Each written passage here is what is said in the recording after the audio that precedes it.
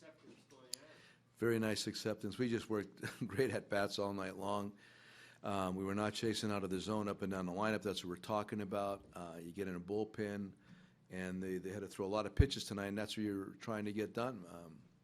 What can I say, man? We've been talking about it the whole beginning of the season, talked about it a lot in spring training, and they're doing it, and I really believe that we're capable of maintaining that kind of an approach. You guys set the tone early. Zobrist makes a great play, and then Right. turns a 1-2 bat around to a walk and changing the tone there. You're right. That was a big play, the ball in the hole. That was a very big play right there. They had a chance to really garner some momentum early. They only get one run out of that bases-loaded situation. That's huge right there. And then, yeah, I mean, Zoe does that often. I've seen it many times where he'll get in a bad count, and all of a sudden he ends up on first base. And we talked about the synergistic component of that. I'm just telling guys, younger guys, promise you, guys watching that at the bottom of the batting order, they're seeing that, they're getting it.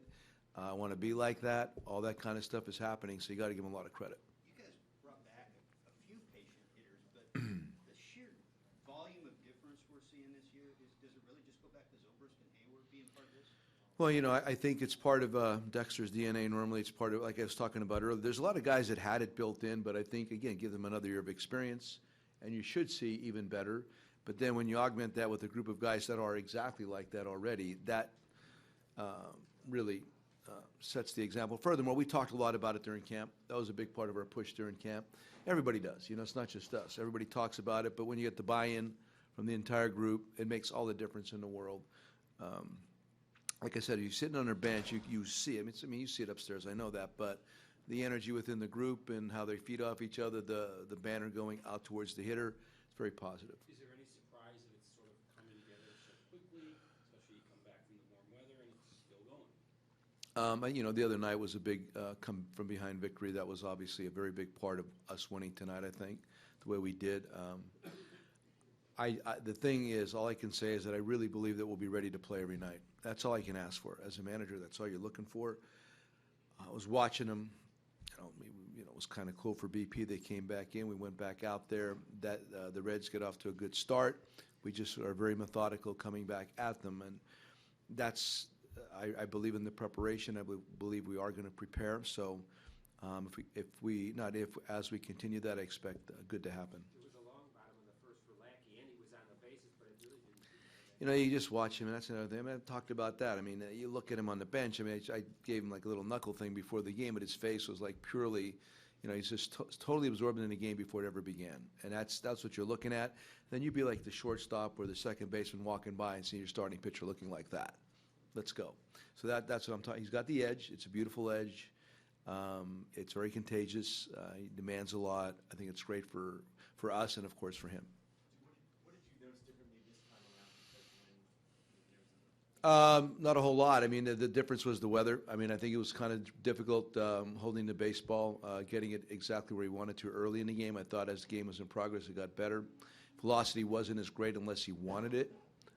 It was there. There was nothing wrong. I just think that the ball probably felt like a cue ball tonight for a large part of the game. And so, again, you see him making the adjustment in the game. He was missing his zone a little bit because this guy throws strikes. He's a strike thrower. So the ball just didn't feel that good tonight. So he made the adjustment, probably backed off the velocity a bit to know where the ball was going exactly. And then all of a sudden the curveball became more pertinent. Fastball command picked up. The velocity came back up. He pitched really well. Joe, you've talked about Soler kind of feeding off positivity and having good nights when things go well for him. Yeah. Probably his best night. Yeah, had a really nice night. You're absolutely right. He had a great night tonight. And again, here's another guy that I'm watching. You watch, and I'm watching him before the game. I'm watching him on the bench. And when you just do the flyby talk to, he's getting there. His focus is improving. He's understanding what it takes to be a regular player on the major league level. You know, again, the talent is prodigious. We all know that, but he needs to understand the mental side of this thing. And he's working very hard at it. I give him credit.